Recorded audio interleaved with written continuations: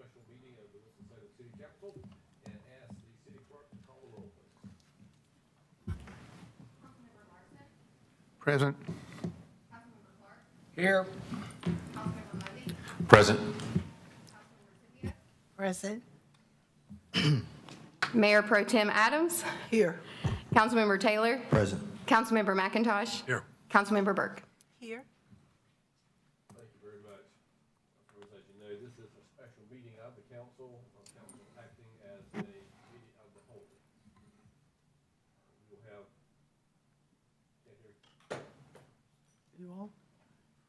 Yep. let me try that. How's that? Yeah. Sorry, I will start over.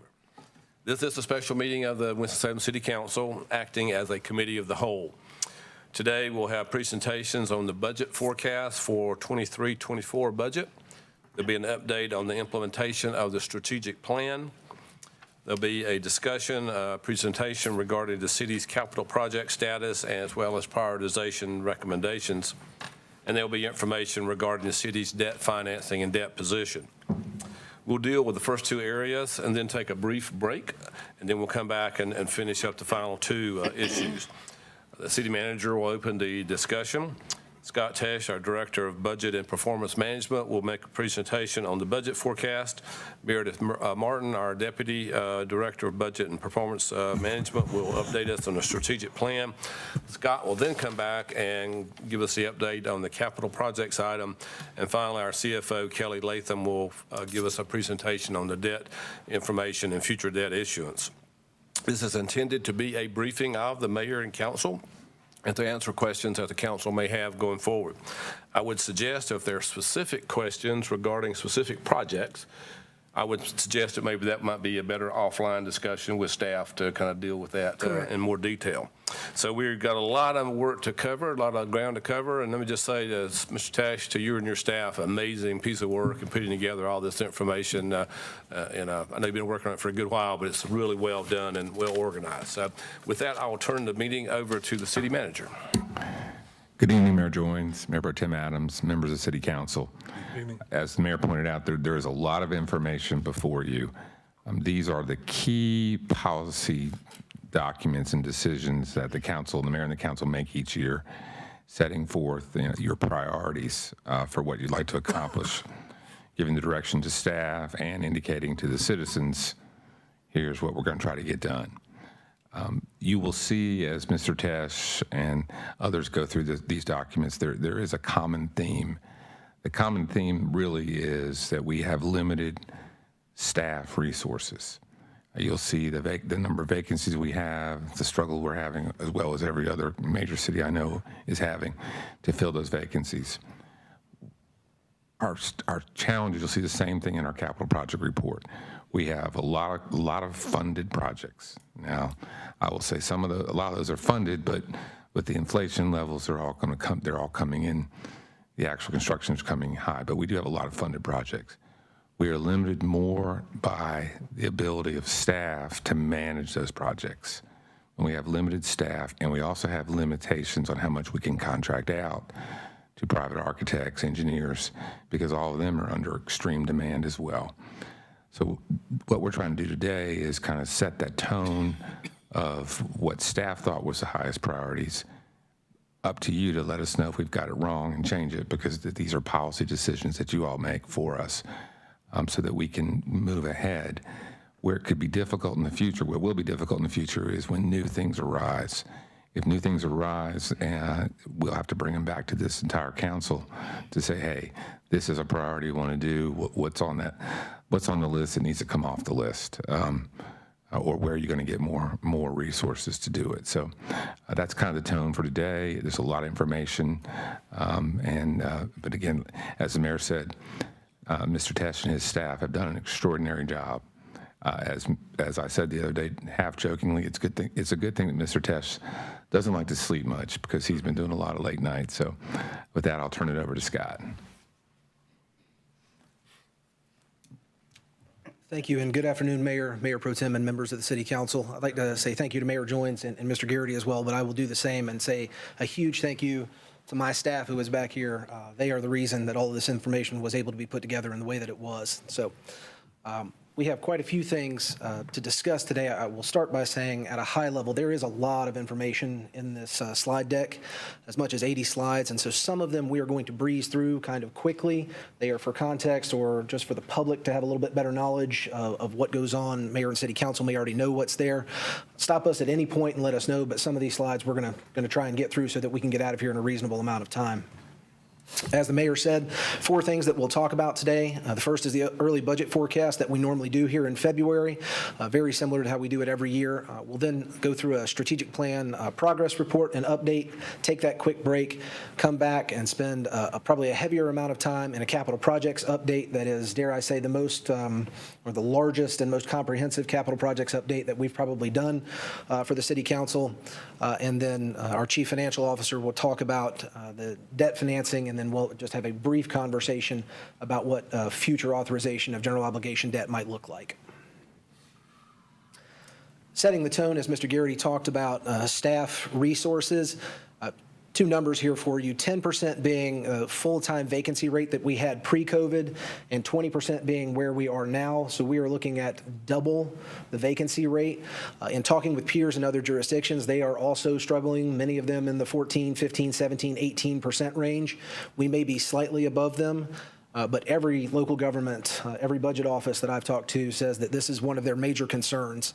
We are no different, but this obviously touches not only the capital projects and key work items that we will hit on today, but it touches the operations every day. And so we haven't, in this format, talked about the operations. This is specifically about projects.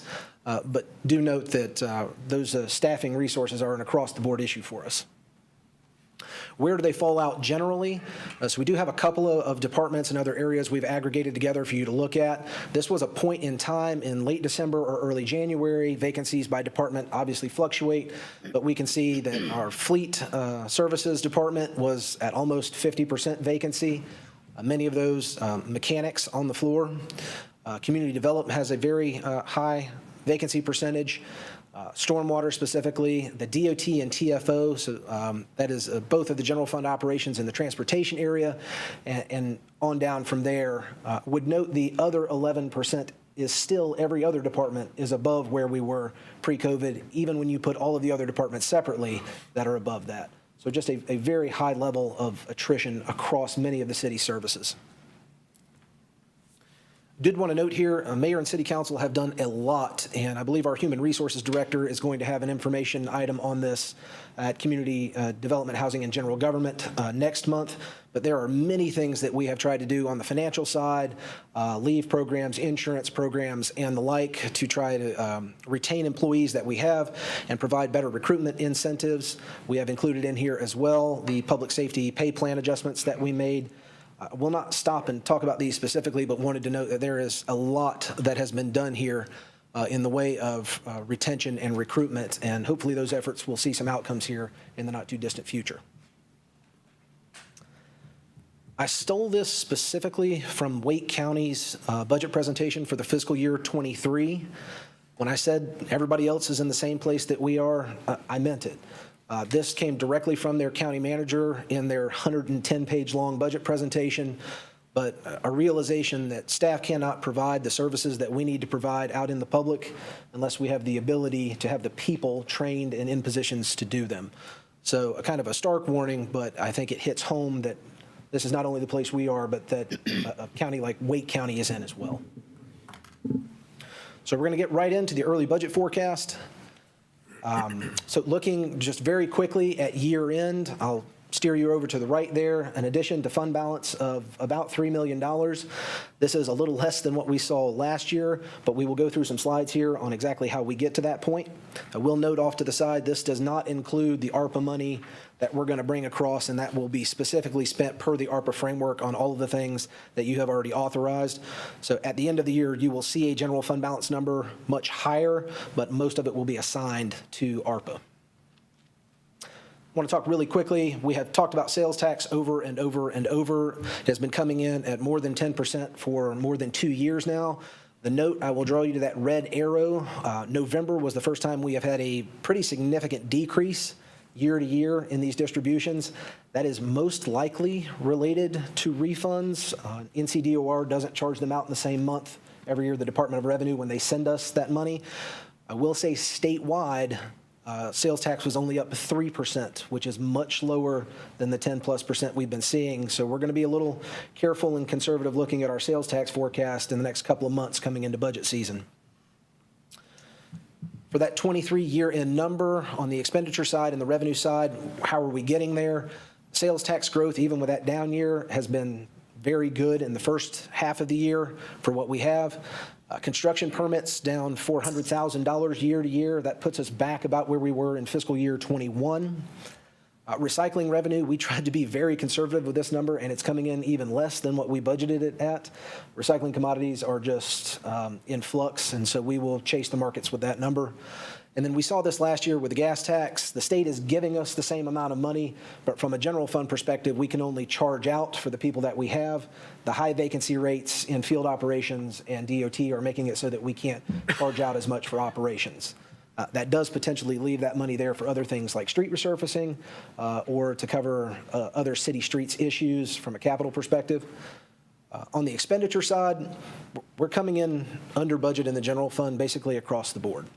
I don't have to mention on the personnel side, the vacancy rates. It's pretty easy to tell why we would come in under budget there. On supplies and services, if you don't have the people, you don't buy the supplies, and you don't ink the contracts, we are coming in significantly under on supplies and services across the board.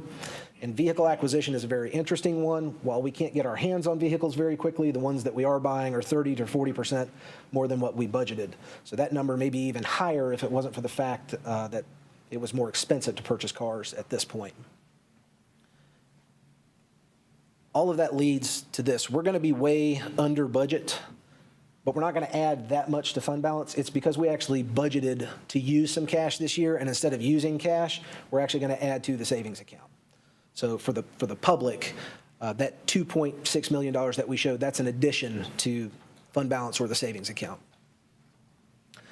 When we talk about things we've used fund balance for, just a reminder, the part at the top of the table, this roughly $6.1 million is what was adopted in the budget as of July 1, and we have subsequently shown the use of fund balance to cover those other expenditures that make up the $1.9 million. In the bottom of the table, note over to the left, we do have the grant match for Long Branch Trail, which has not been budgeted yet, and our local component of that is just under $2 million. We would propose using general fund balance for that as well. So you'd be talking about budgeting upwards of $10 million in fund balance potentially this year and not using any of it.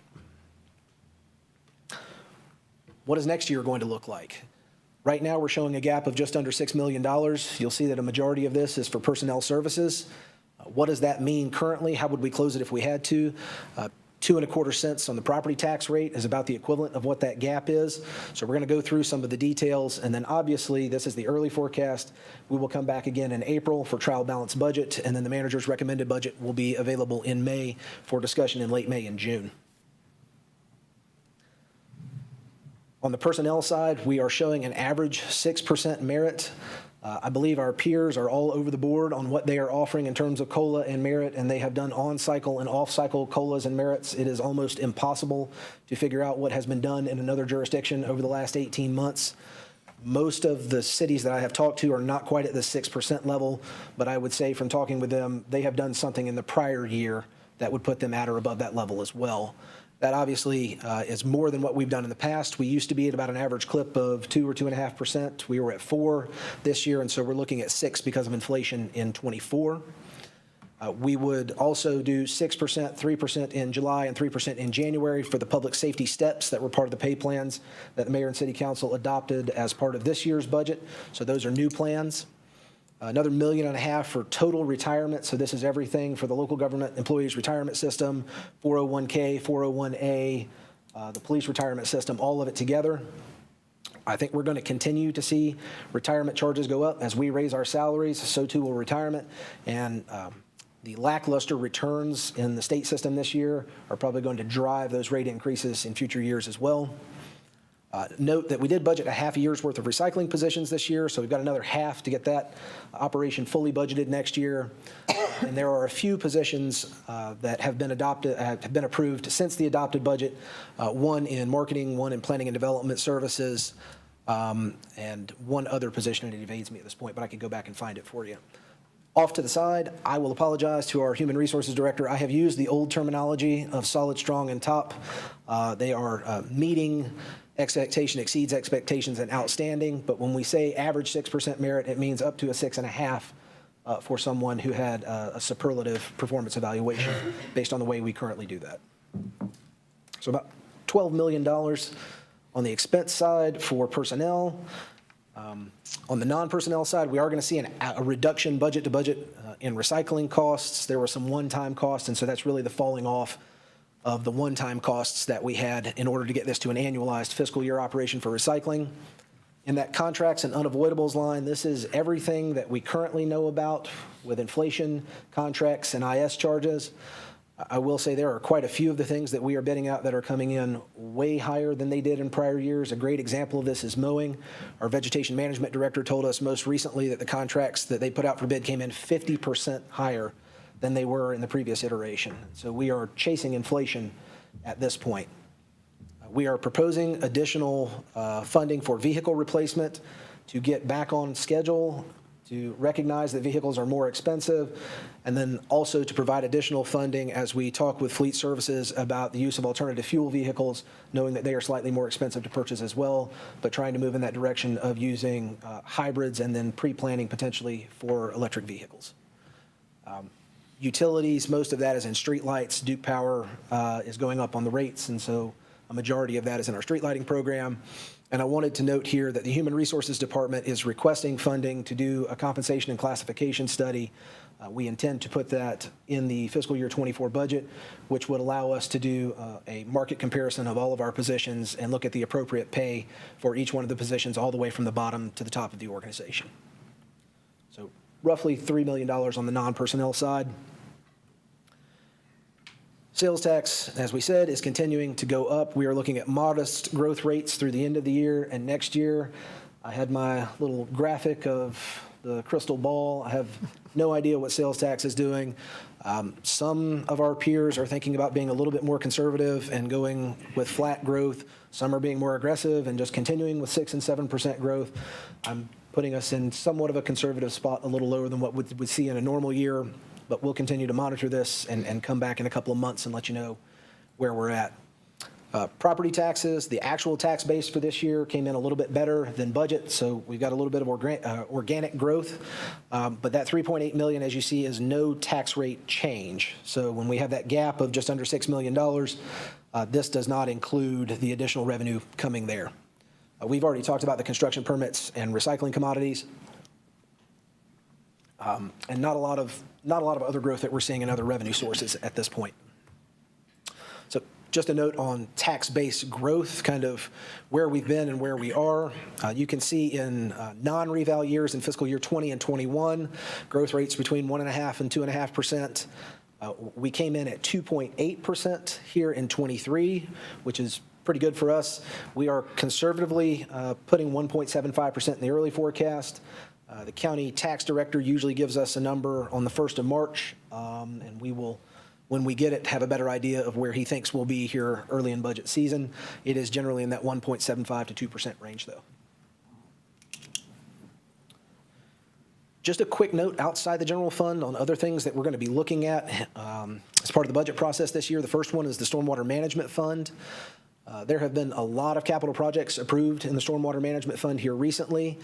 City Council just approved last week an additional $2.25 million for engineering and design services to get some of those projects moving even faster.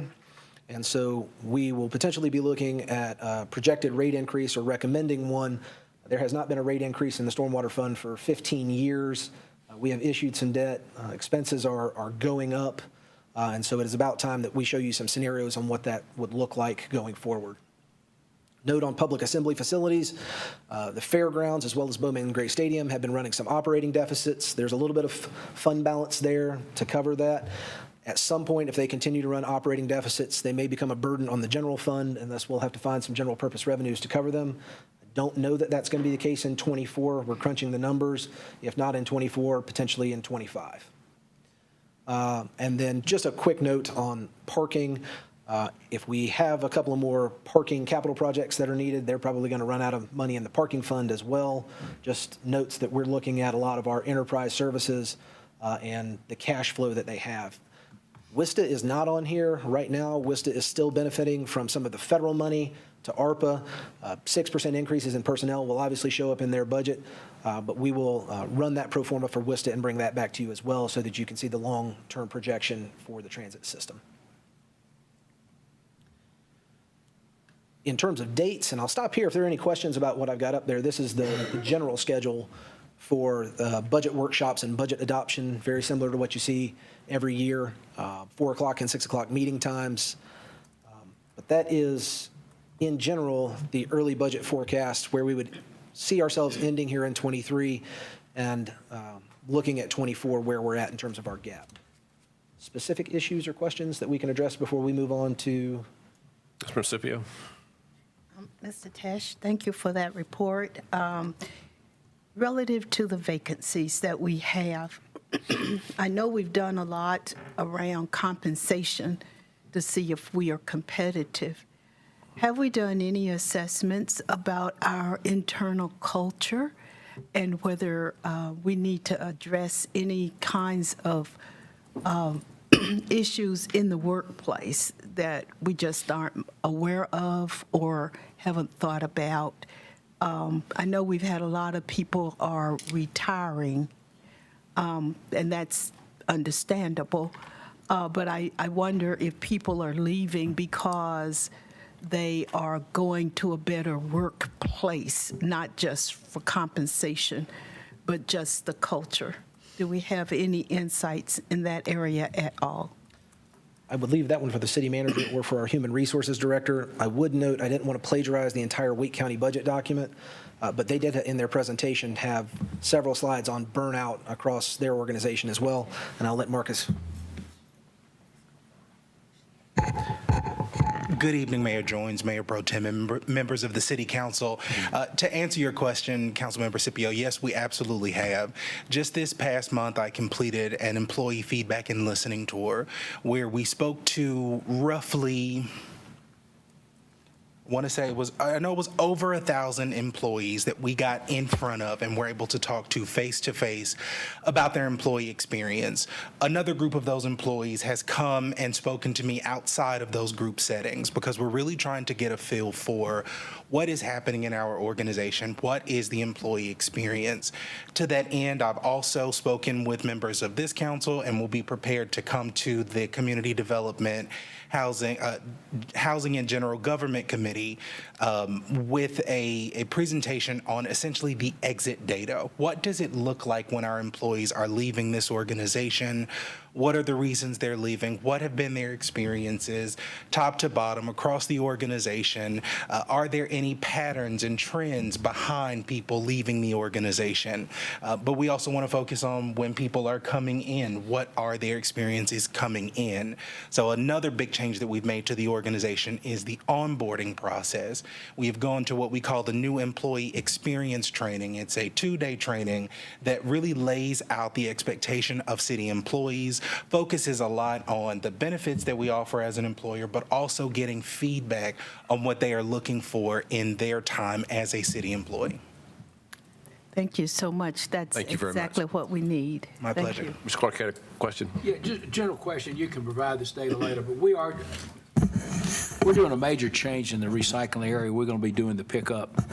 I would like to see an analysis. We're having to spend some capital money to buy the trucks and hire people, and we're saving operating expenses. What the payback is. Also incorporate in that if we are in fact financing the trucks over 4, 5, 6 years, whatever we do. I'd actually like to see that from a cash flow standpoint. That being, if the trucks are financed, don't put all the expense in the first year, whatever the cash flow. But anyway, so just some more information on that. we will provide that to you. We do finance the trucks over 5 years, so the Whatever it comes projection out. looks good after 5 years. Yeah, okay, thank Mr. you. McIntosh, question? This is not a question, just really more a confirmation of what Scott talked about earlier. I serve on the North Carolina League of Municipalities. We just had our latest board meeting. Fully half of a session was about this same topic. And it's a topic that is consistent from Kings Mountain to Raleigh and everybody in between.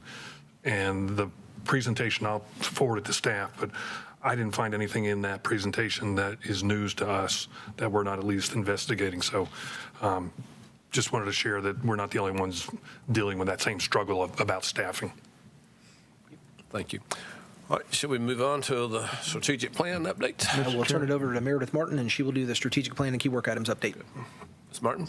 Mr. Mayor, Yes, I'm sorry, Mr. Larson. could I at some point get a report on our parking? We spent a lot of time talking about parking decks and parking meters and the cost of operating our parking system, which would include both the collection of the money and distribution of the money and the purchase of vehicles and maintenance of our parking decks. Could we just look at that category of city activity at some point and do a breakdown? Councilmember Larson, that's a topic we plan on discussing at Public Works, Yeah. and you're a member of that, so we'll bring that forward for then. Bring that forward again, yes, thank you. Yes, sir. Thank you. Ms. Martin? Good afternoon, Mayor Joines, Mayor Pro Tem Adams, member of the City Council. I will lead us through this portion of the presentation related to the strategic plan and key work items. Just briefly before we jump in, I want to note that the acronyms for our focus areas are used throughout the presentation. However, for those watching, if you would like to know what those strategic focus areas, that acronym, those mean, and what the strategic focus area covers, that's in the progress report that's attached to the meeting notes. So feel free to check there. So. To jump in, the strategic plan, the one for the current term, it was developed in March of 2021 and adopted by the mayor and city council in November of 2021. So this is kind of the midpoint of the strategic plan. It's organized into 3 tiers, 16 different priorities that each have various strategic actions underneath those. The prioritization was determined and voted upon by the mayor and city council during that development meeting in March of 21. So this slide demonstrates the top 8 priorities in Tier 1 and Tier 2, and then we have the remaining 8 priorities in Tier 3.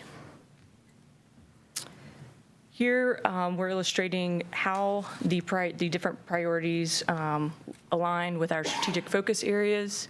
Once the prioritization was set and the priorities were categorized, as you see, the majority of, well, all of Tier 1 and Tier 2 priorities fell within the economic vitality and diversity category, as well as livable neighborhoods, showing that this elected body had a primary focus coming out of the pandemic on local economy as well as housing initiatives. So, the overall strategic plan progress report, there are 81 total strategic action items related to the strategic plan, and 52% of those have been completed at this point. So we'll jump down into the tiers here. For Tier 1, there were 21 total strategic action items, and 52% of those have been completed.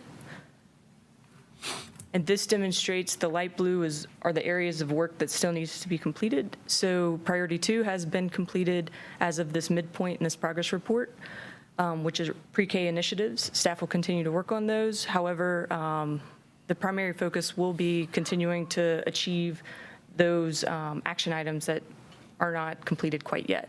So right now in Tier 1, our focus will be job creation and job training, working on some additional steps within affordable housing, such as construction of affordable housing, land banking, which we've started some of those initiatives, and then looking for ongoing funding opportunities for economic development projects.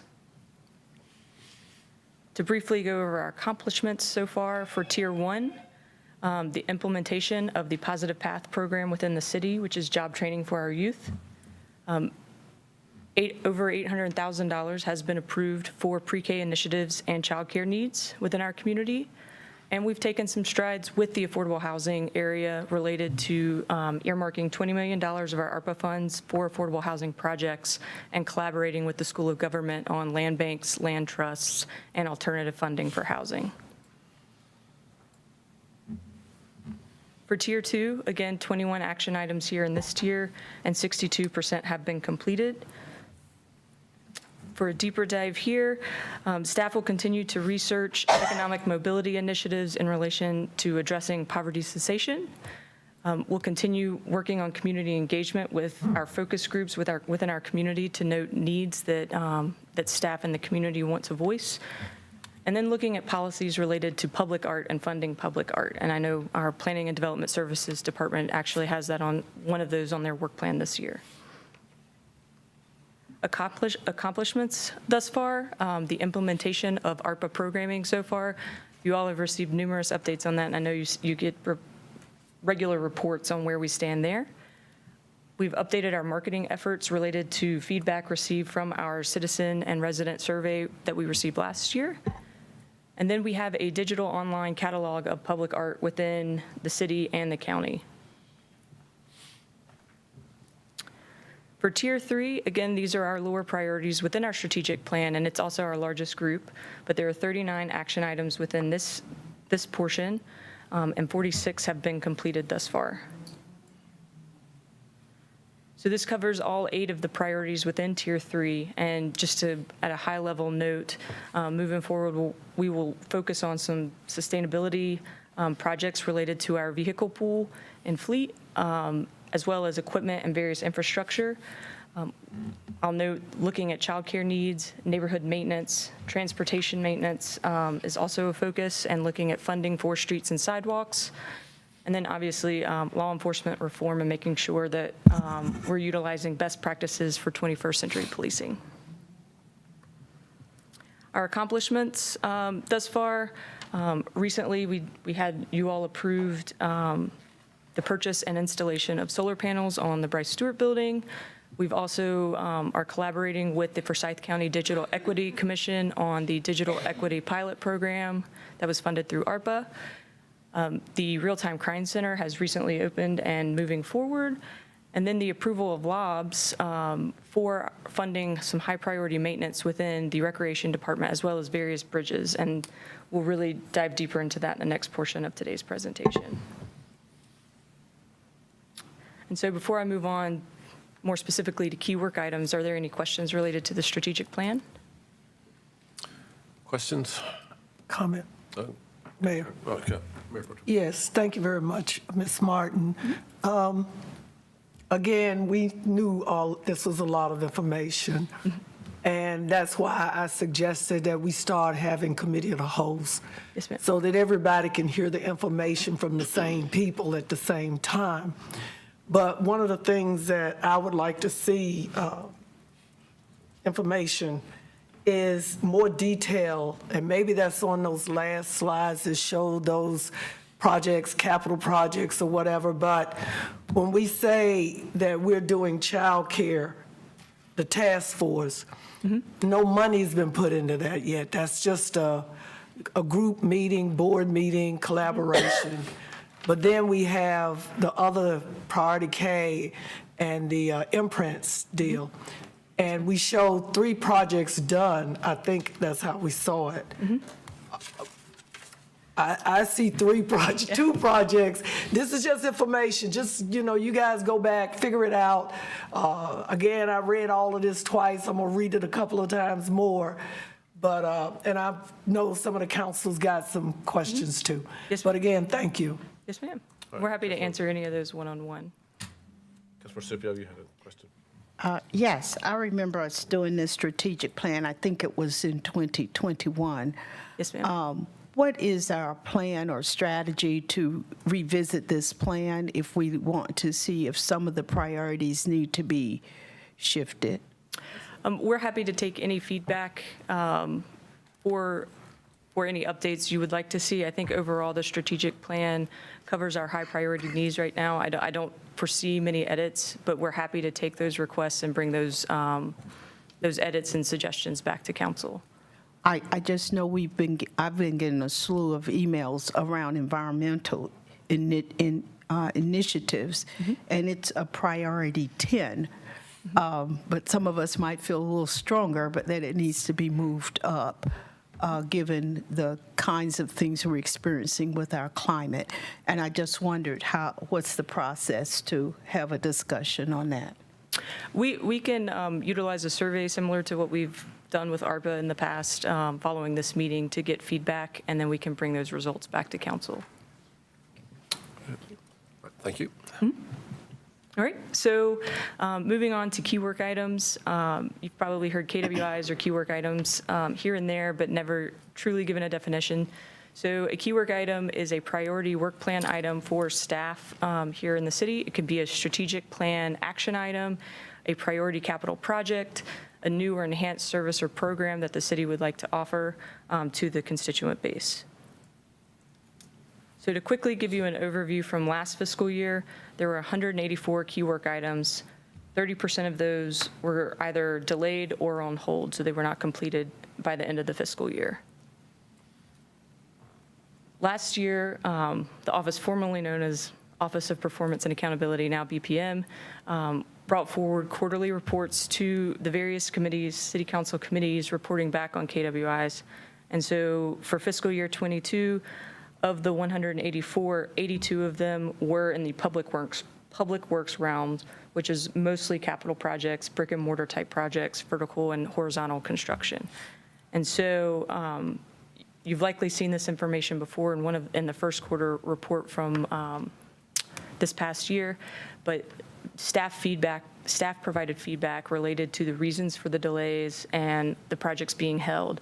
Internal capacity and funding were two of the primary reasons.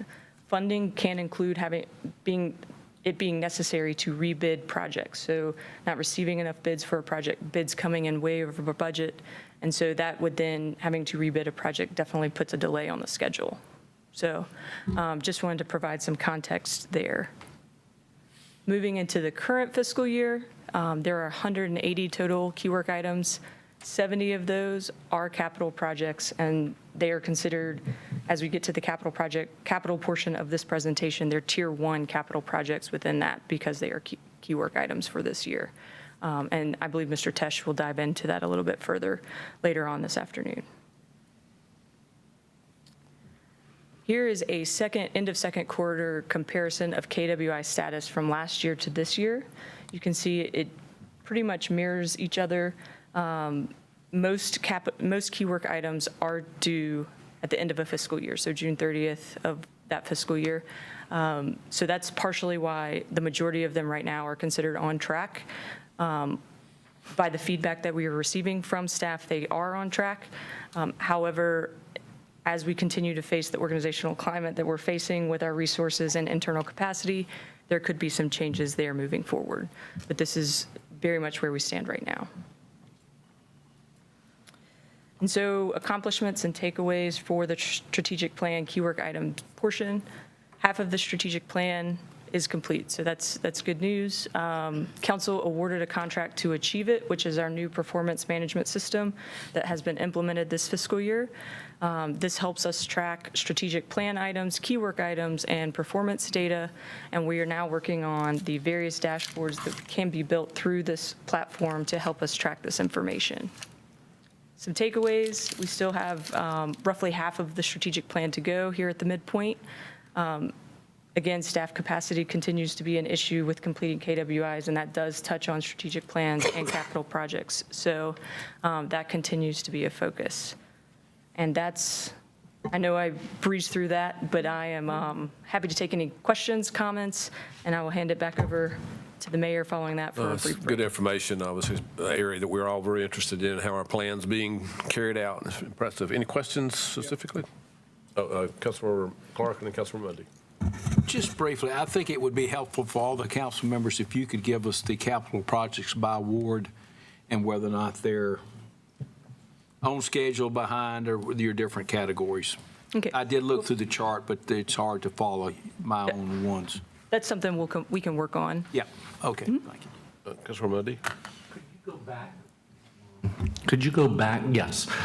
So the previous year, all of these that had not started, that were off track, did they move forward then? And so you had to add those into the new key work items? We carried There were maybe a handful that were canceled just due to priority changes within council and our community, but the majority of them were carried over with a new type of outline or scope within that key work item. Okay, so just because it's coming forward from a previous year doesn't mean that it has top priority. We're reprioritizing things today or through this process.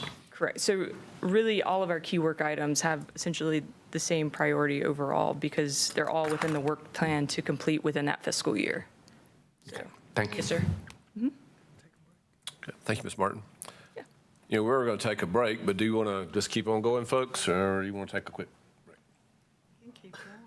I was going to suggest we're moving quite quickly, so Yeah, that's let's that's up to you. Keep going. Keep going? Yeah. Everybody's saying, let's keep going, Scott. Councilmember Clark, with respect to projects by ward, I have a PowerPoint with a slide. I'll get out of the PDF and get into that, but I do have some summary data by ward as well, and then we'll provide you the individual PDF that sorts and separates them by ward as well. Mayor, if I may comment Yes. a little bit. I'll be happy to work with you on the projects that are in my area if you need help prioritizing or ones to say yes, no, maybe on. I'd be happy to give you my 2 cents on for the ones in my area. Okay, thank you. I appreciate that. I think some of the conversation I'm sorry. That's all right, Mr. Tesh. I was just going to say, again, with this first presentation, council is seeing the magnitude and the scale of the challenge that we have going forward.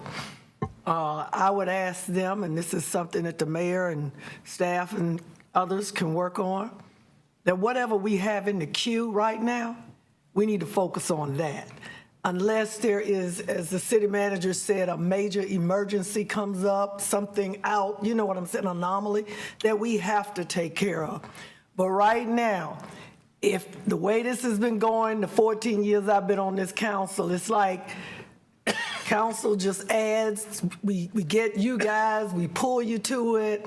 We need to understand right now, we don't have enough of you.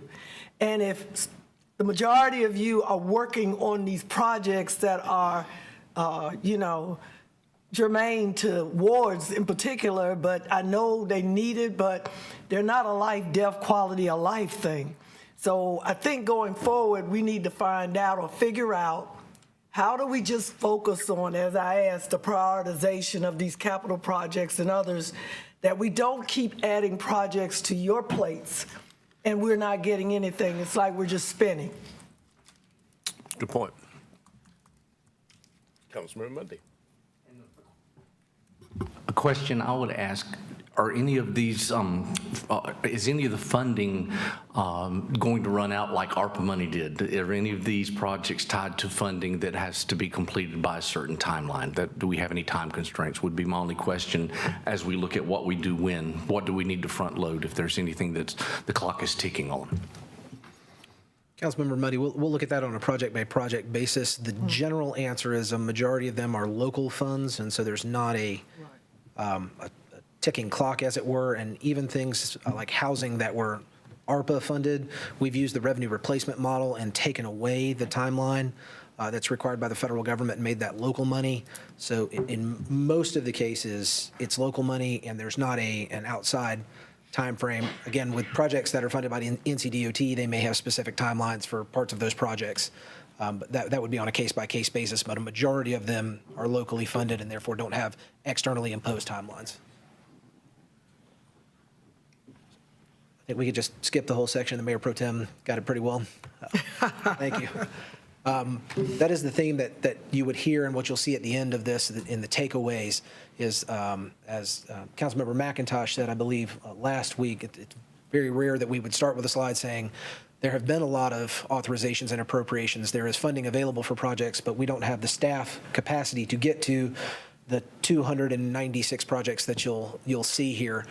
As a context note for the public, we added this one. In the last 8 years and a few months, this is just the general government debt that has been issued. So general obligation bonds in 2014 and 18 that were authorized, LOBs in a couple of years, as well as our 2/3 capacity, totaling nearly $500 million worth of projects.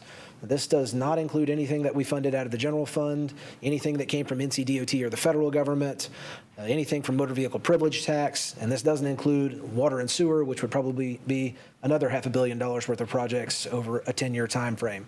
There is a lot in the hopper, and so I think the message that you're going to hear is very much, let's take care of what's in the hopper, and if we need to add something, we're going to have to reprioritize instead of simply adding to the top of the list.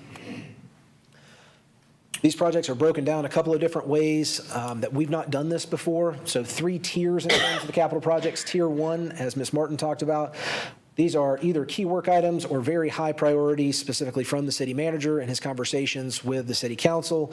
These are things that you should see and know in your ward for the most part. Some of them are multi-ward, things like housing, where we just have money available for when those projects take place. Everything that's in Tier 2, which is the list of a little more than 200 projects, is funded, but it's not a high priority like Tier 1. Everything in Tier 3 is unfunded. So for anything Tier 3 to come onto the list, not only do you have to reprioritize, but you then also subsequently have to find the funding source for it as well. Again, a different view of how we've done some of this capital reporting in the past. Wanted to show, when we say public works, brick and mortar, that is something that you should be able to see in the community. We're making some kind of change to a physical asset. Economic development projects, pretty self-explanatory. Same thing with housing development and redevelopment. And I'm gonna tell you, other is basically internal projects, mostly from our IT department, doing equipment, infrastructure, and system upgrades.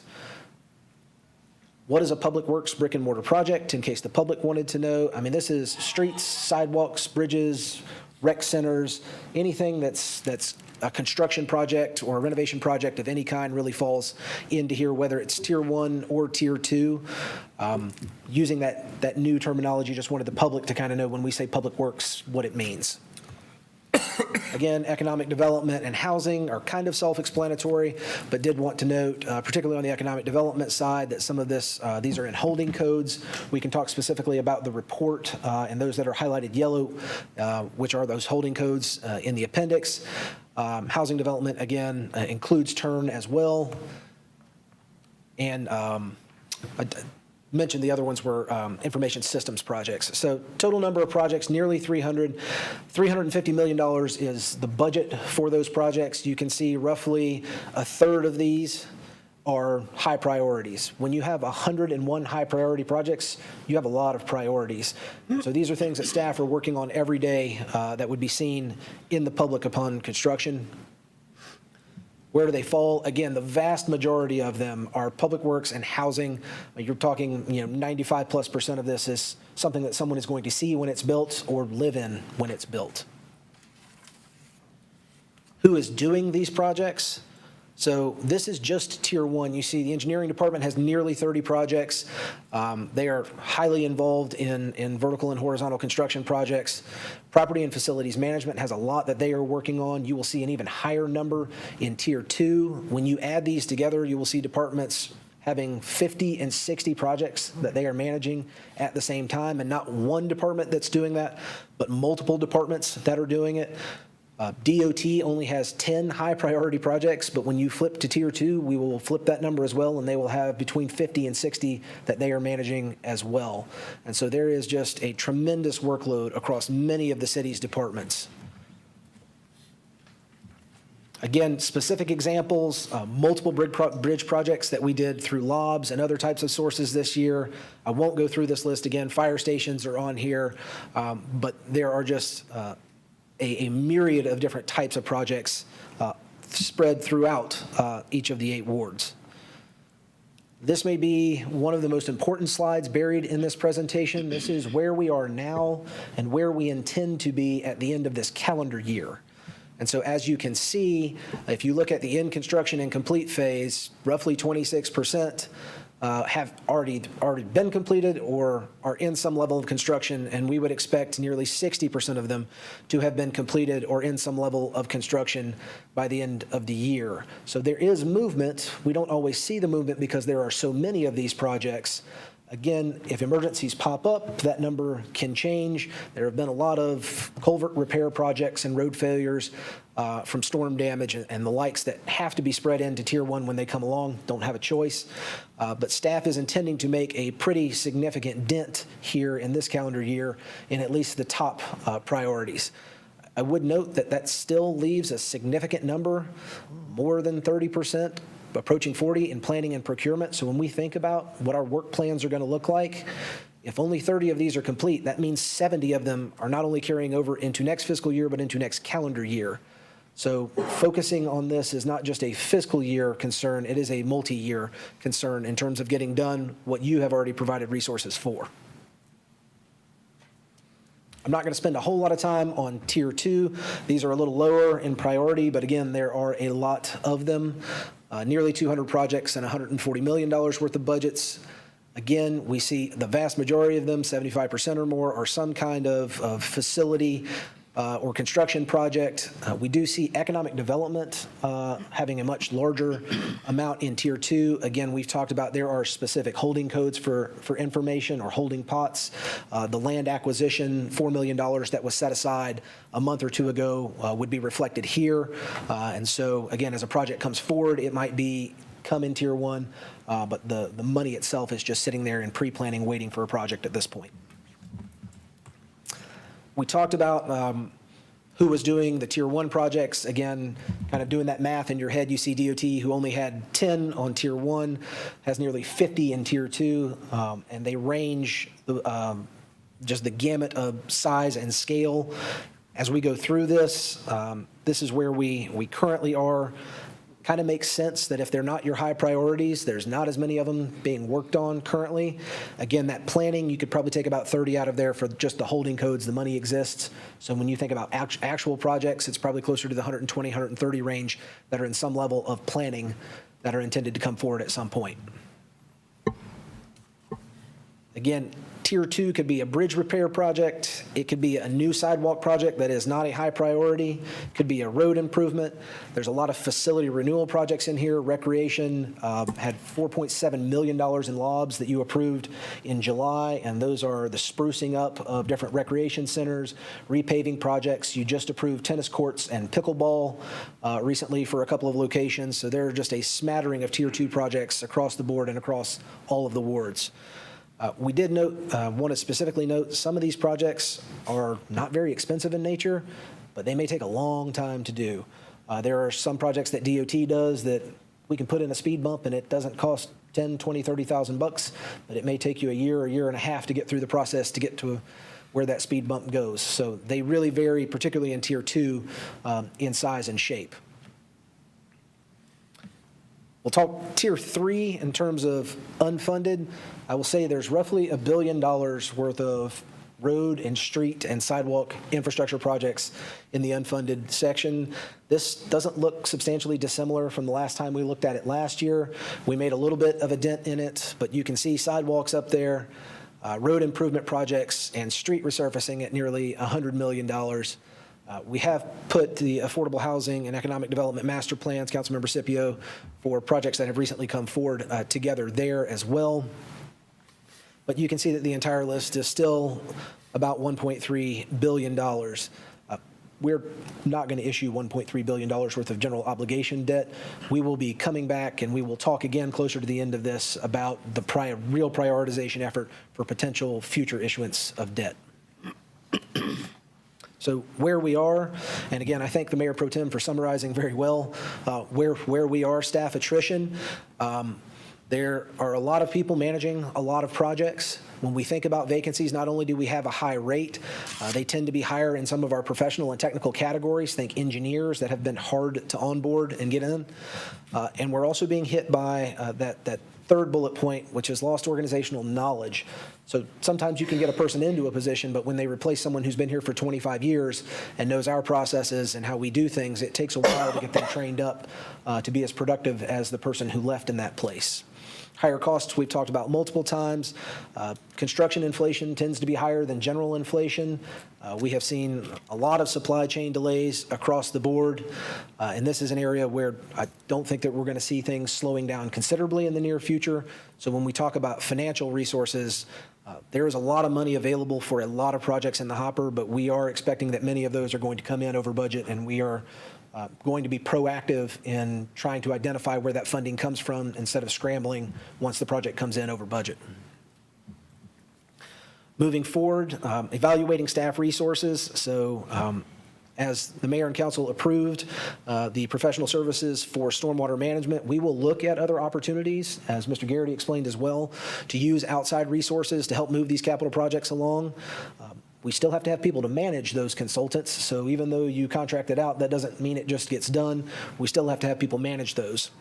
As Dr. Barnett said, looking at a compensation study. So we will and fully intend to put money in the budget to do that study. It will probably be quite expensive to implement something that comes forward. We've had a couple of peers do this recently and have looked at very significant increases, both in Greensboro and I believe Forsyth County did one recently as well. Councilmember Scipio, you talked about prioritizing things in the strategic plan. We can do that in the strategic plan as well as with capital projects. Reviewing projects for reprioritization is something that we will probably look at. There may be something in Tier 2 that has been there for quite some time, and we have to have a realistic conversation about whether it has the ability to move or not, and if not, staff will make some recommendations about pausing, canceling, and reprioritizing those to higher needs. And as we alluded to earlier, again, Mayor Pro Tem, let us get to what is currently in the hopper. We don't really have the ability to add a lot of things. Emergencies will come on. Long Branch Trail is going to come on. We know we're receiving the federal money for that. But the more that we can focus on what we've already got and not add to the list, the quicker we'll be able to get through what we've got. So that's on the staff side. On the financial side, there are a significant number of projects that we have looked at for closeout. So on the list of 300 here that you see, there are more than 50 that we are looking out for potential closeouts. Many of those funding sources are tied to specific types of projects, so we're not just going to fall out and have a lot of cash. There's going to be some money available, but it will have to be spent depending on what type of resource it is in specific places. But we will come back to you with, if we have some of that money, where it's available and how we would propose using it to help curb inflation. We already talked about reprioritizing on the last slide.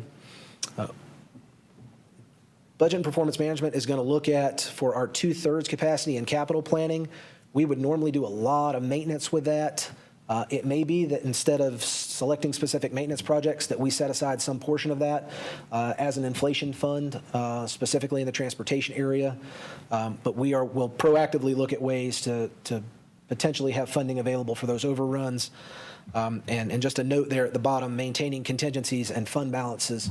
We have shown you we're not projecting to add or to use any fund balance in the general fund in fiscal year 23 and add to it slightly. I would recommend keeping as much of that as we can. It's good to add money in the good times, and if the bad times come while inflation is high, we are going to need reserves to draw down on at that point. So that is a lot of summary level capital project information, and I am more than happy to go into detail on any of those slides. Do you have any questions or concerns specifically about the information that's been shared here? Kevin? The unfunded slide, could you go back to that for just a minute?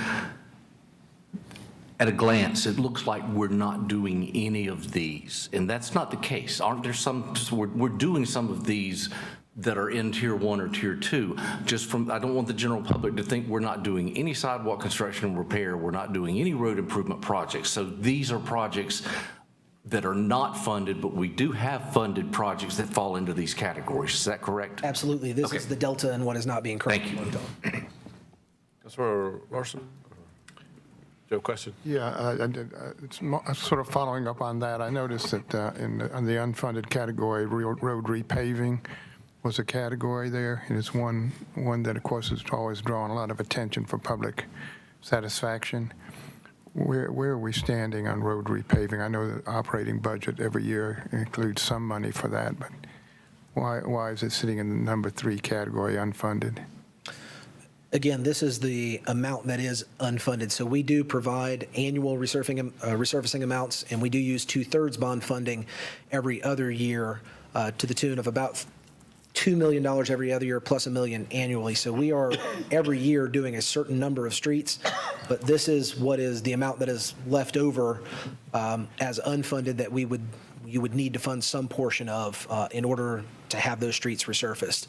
The annual amounts that we put forward are not enough to catch up on the backlog of street resurfacing across the city. Exactly, okay. Thank you for that clarification. Thank you, Mr. Tash. Any other questions, Councilmember Scipio? Mr. Tesh, I don't know if you know this, city manager might know that. The MLK corridor, creative corridor, is that tier 1 or tier 2 project? It's been going on for 14 years. It's fully funded, and for some reason, we can't get it done. Councilman, I believe it's a tier 1. I'd asked Mr. King to get an update on that project for you. I know we're working on it really fast. Thank you. Well, thank you, Mr. Tash. If no other questions, we'll move on to look at our debt capacity and debt issuance. Kelly?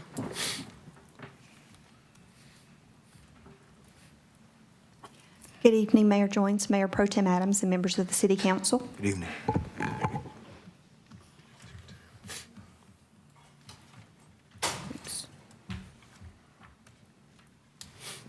Having trouble. Oh, I hit everyone but that. Sorry about that. So this is a quick summary of a debt credit rating review that we recently received from our financial advisors. The city is AAA rated for our GO debt by all 3 rating agencies. And although we are a AAA, there are areas where we're not as strong as we would like to be.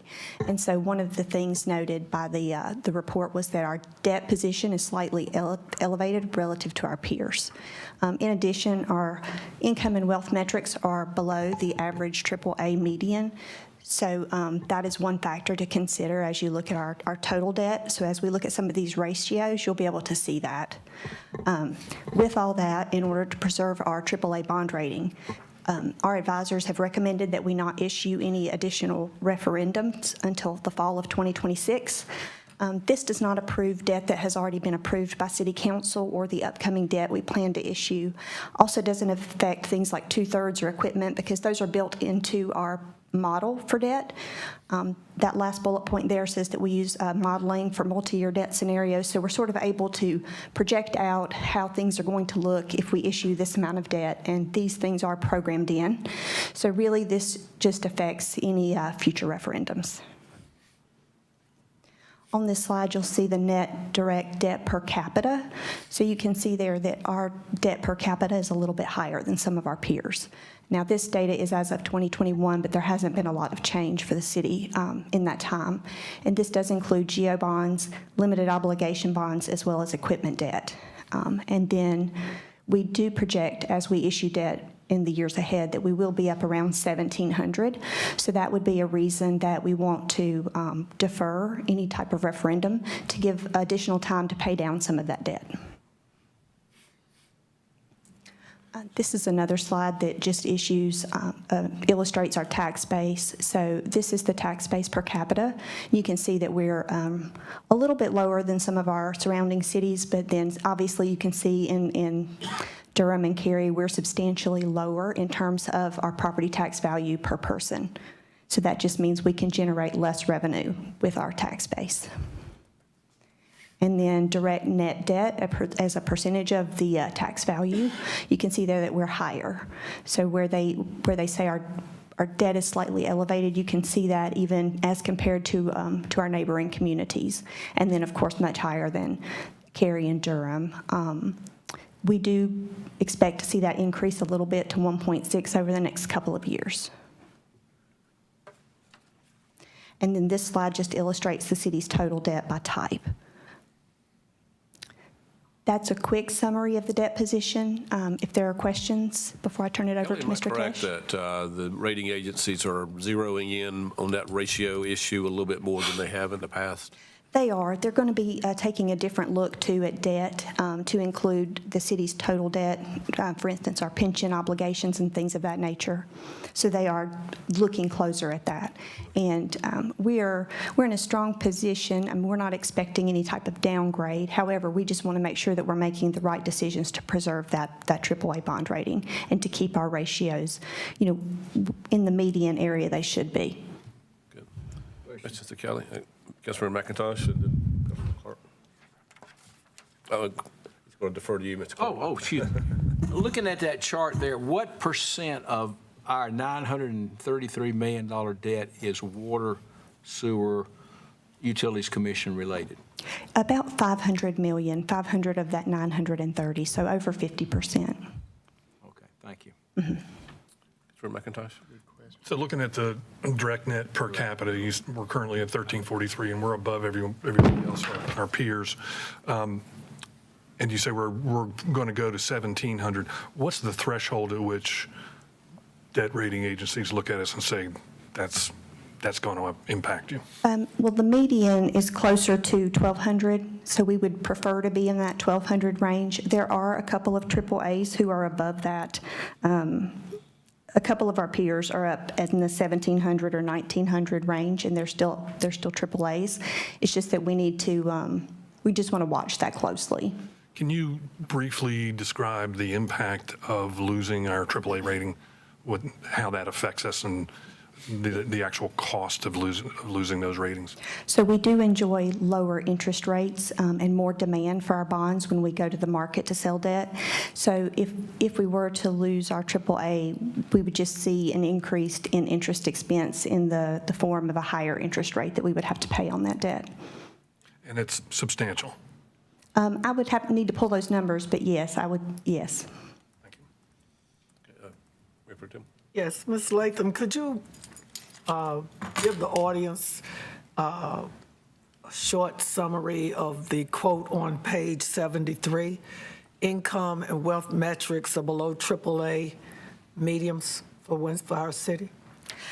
Yes, I mean, the rating agencies look at all sorts of things when they look at the community, and they're just pointing out that we are lower in that category, so we just need to keep that in mind as far as debt per capita and how much debt burden we want, we're able to, we don't want to overburden the population where their income and wealth metrics are below our peers. Okay. Other questions of Kelly? Thank you very much. Keep Thank us up to you. speed there. Thank you. Ms. Tash, you're going to wind it up with We are, and I would say these metrics fit in with the first slide that we showed on capital. We have issued or authorized a significant amount of debt here in recent years, and so it's not unheard of to see this number spike a little bit as a result of that. So when we talk about another authorization of general obligation debt in 2026, potentially, what could it look like? Based on strategic plan and what we hear from our residents most often, as Councilmember Larson said, street resurfacing is always at the top of the list for the resident survey every year when we do it. Affordable housing is on the list. We know that that is a top priority of the City Council. We also have potential gaps to close with the Choice Neighborhoods Initiative as well. Economic development is a Tier 1 strategic plan item as well. And then obviously a lot of unfunded infrastructure in the transportation area and needs in the strategic plan related to transportation infrastructure and aesthetics there as well. So just at a very high level, the types of things we might see, that's not to say that we wouldn't also have recreation and other bond orders as well. From a process perspective, what does that potentially mean going down? Councilmember Scipio, you asked this question and we finally gotten to the answer. An update of your strategic priorities. Again, we have 24, 25-ish there. That's not to say that we couldn't start that conversation a little earlier as well.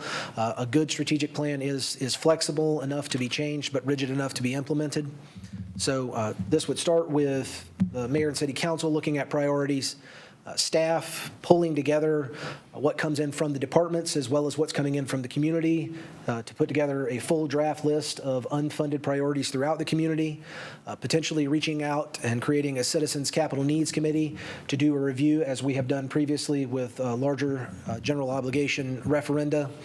And then that coming forward as some type of package for city council consideration late in 25, early in 26, to be voted on, to go through that process, and to be put on the ballot in November.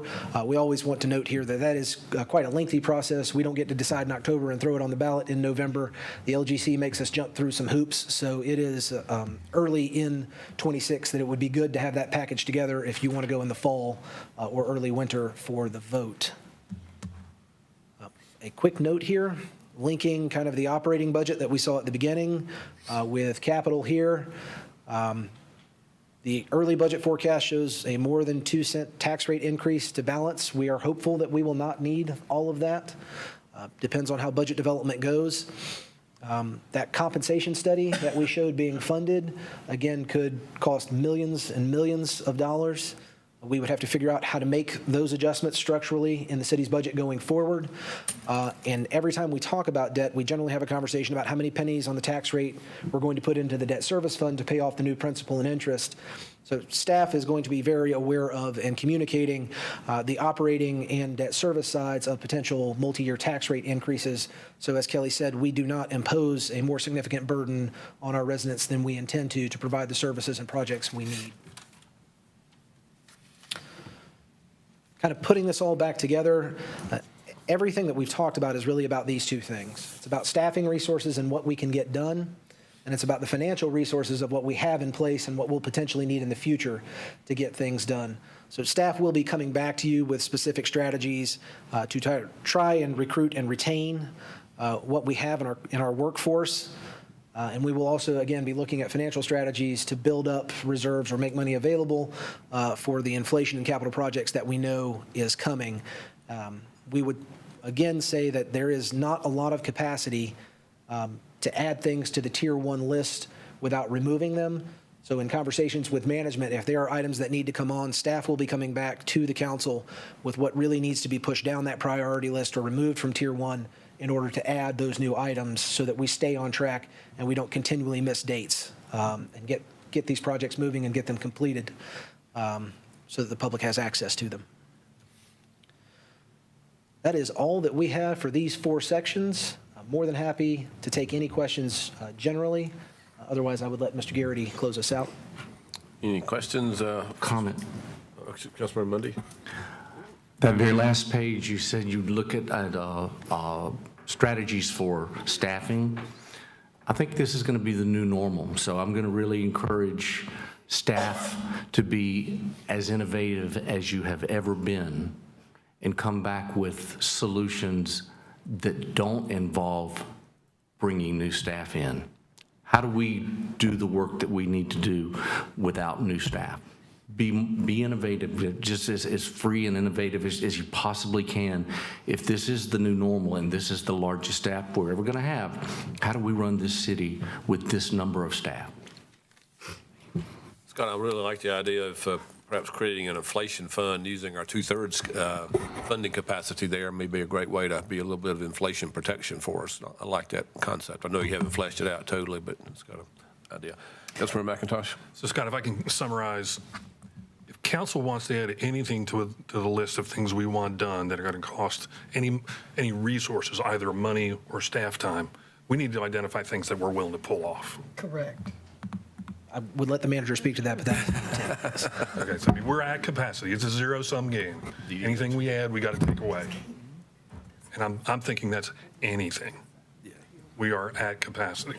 That's my takeaway. I hope the rest of the council agrees with me on that. Mayor Pro Tem. Again, I want to reiterate, thank you, Council McIntosh, all of the council, mayor.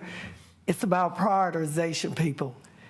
These are the 2 things that we have talked about for an hour or so. If you don't have staff, you can't do anything because we're not going to do it. And if we don't have the financial resources, even if we got the staff with the inflation, it's still not going to get done.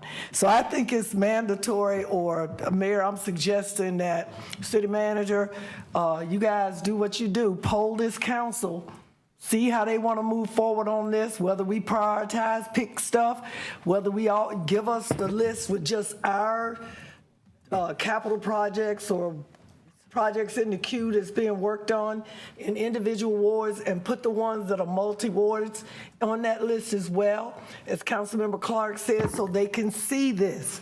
If you got 20 things in the queue, realization is you probably won't get but maybe 2 or 3 of them done.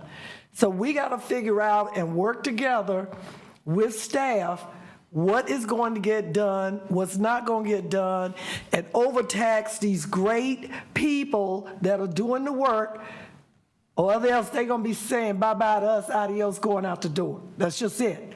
And now what you going to do? So again, I appreciate you guys putting all of this together. I know it's a lot to digest, but I would recommend, like I did, that's all right, go read it 3 or 4 more times. It'll make sense. Good suggestion. Any other questions or comments? Councilor Scipio had a...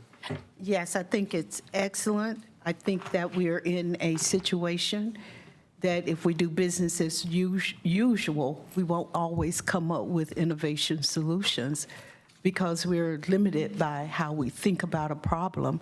Right now, there's so much federal dollars that are being designated for cities. And so far, we haven't been going after them because we don't have the staff to either do the proposals or staff to follow up if we got the award. But we have lots of unfunded projects, needs that the city has that are real. And we need to be very, very creative. I would even say let's ask for volunteers in our community who want to work, to look for other funds, to bring that in. We're not here by ourselves. We have a wonderful staff, but we also have residents. We have some smart residents. And I think we should be thinking about asking them to help at this critical time. If we want to have a wonderful city, it's going to take us all. So I do implore you to think about really thinking out of the box. It can't be business as usual because you'll be shut down, because you limit your thoughts. So I ask you to think out of the box. Thank you. Council members, as you know, we do have a need for a closed session, and I'm going to recognize Councilmember Burke for a motion. Thank you, Mayor. I move that the Committee of the Whole of the Winston-Salem City Council go into closed session pursuant to NCGS 143-318-11A3 to consult with and provide instructions to the city's legal staff regarding a legal matter and to preserve the attorney-client privilege. Is there a second? Motion second. All those in favor say aye. Aye. Anyone opposed? We'll go into closed session.